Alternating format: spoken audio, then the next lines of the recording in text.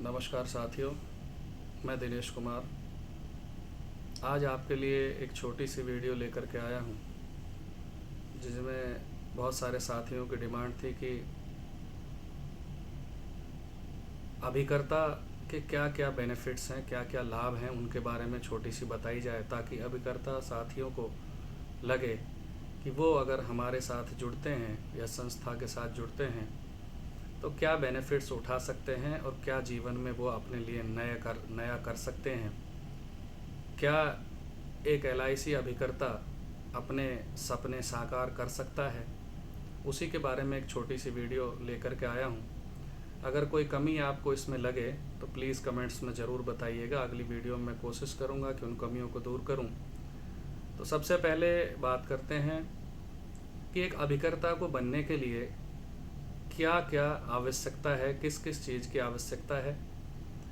उसकी उम्र 18 वर्ष होनी चाहिए और मानसिक तौर पर स्वस्थ होना चाहिए। 10वीं पास वह होना चाहिए और 10वीं पास के साथ साथ किसी आपराधिक मामले में वो संलिप्त ना हो।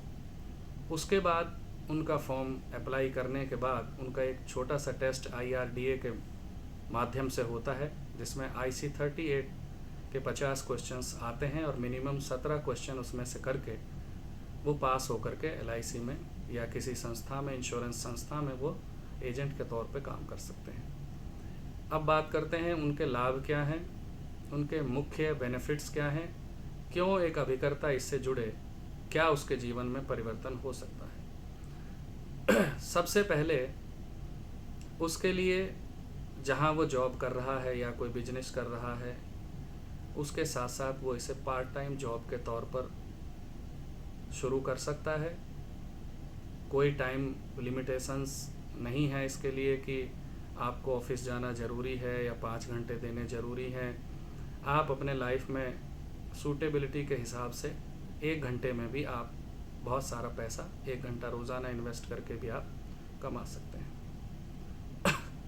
उसके बाद इसमें कोई टाइम बाउंडेशन आपकी है ही नहीं, बता दिया गया है आपको।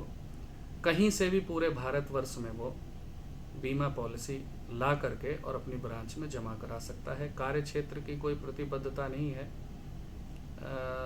कार्य क्षेत्र के लिए कहीं कोई लिमिटेशन नहीं है कि इतने एरिया में वो काम करे। वो खुला है, पूरे भारतवर्ष में कहीं से भी पॉलिसी कर सकता है।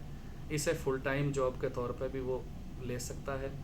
सबसे बड़ी बात, मिनिमम टाइम इन्वेस्टमेंट है, बहुत ज़्यादा टाइम लगाने की आवश्यकता नहीं है। काम धीरे धीरे आपका बढ़े, उसके बाद आप उसे आगे बढ़ा सकते हैं। No money investment in this business. इस बिजनेस में कोई मनी आपको इन्वेस्टमेंट नहीं करनी है, केवल थोड़ी सी अपनी बुद्धि का प्रयोग करके, अपने संपर्कों का प्रयोग करके आप इसमें पैसा कमा सकते हैं। अब इसमें जो आपको इंसेंटिव मिलेगा, वो इंसेंटिव आपको महीने में 2 बार आएगा। 1 से 15 तारीख तक जो आप बिजनेस करेंगे वो 16 से 18 या 20 से पहले आ जाता है। 16-17 तारीख में आपका ढलेगा और जो 16 तारीख से आपने 31 तारीख तक बिजनेस किया है, उसका इंसेंटिव आपके अकाउंट में 1-2 तारीख में आ जाएगा। इस बिजनेस में आपको मोटा मोटा छोटा सा मैं आइडिया दे देता हूँ कि 35% of the first year premium आपको मिलेगा। अगले 2 वर्ष में 7.5% मिलेगा आपको। उसके बाद 5% आपको जब तक प्रीमियम भरा जाएगा उस पॉलिसी में, आपको रिन्यूअल कमीशन के तौर पे आता रहेगा।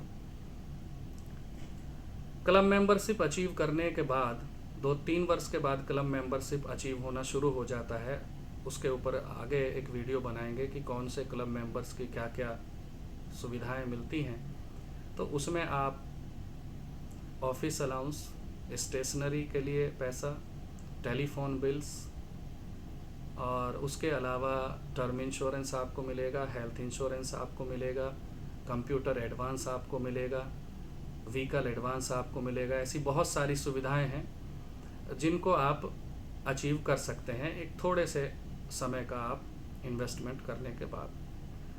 आगे अगर हम देखें, अगर कंटिन्यूसली बंदा काम करता है, एजेंट काम करता है और उसको 15 साल कार्य करते हुए हो जाती हैं और उम्र उनकी 60 वर्ष हो जाती है, तो यहाँ एक रिटायरमेंट का प्रावधान है। आप कंटिन्यूसली कर सकते हैं पॉलिसीज़ आगे भी और पूरे बेनिफिट्स मिलते रहेंगे, लेकिन आप चाहते हैं कि ग्रेजुएटी मिले तो वहाँ भी 3 लाख रुपए आपको ग्रेजुएटी रिटायरमेंट के तौर पे मिलेगी। यहाँ मैं कुछ बेनिफिट्स और हैं आपको बता देता हूँ, थोड़े से मैंने लिखे भी हैं बेनिफिट्स, तो उनको मैं बता देता हूँ आपको। टर्म इंश्योरेंस और हेल्थ इंश्योरेंस के बारे में आपको मैंने बता दिया है। अगर फ्यूचर में कभी एजेंट की डेथ हो जाती है तो डेथ के बाद भी जो उसने काम किया है उस काम का जो रिन्यूअल कमीशन है उसकी नॉमिनी को आता रहेगा जब तक उसकी पॉलिसीज़ चलती रहेंगी।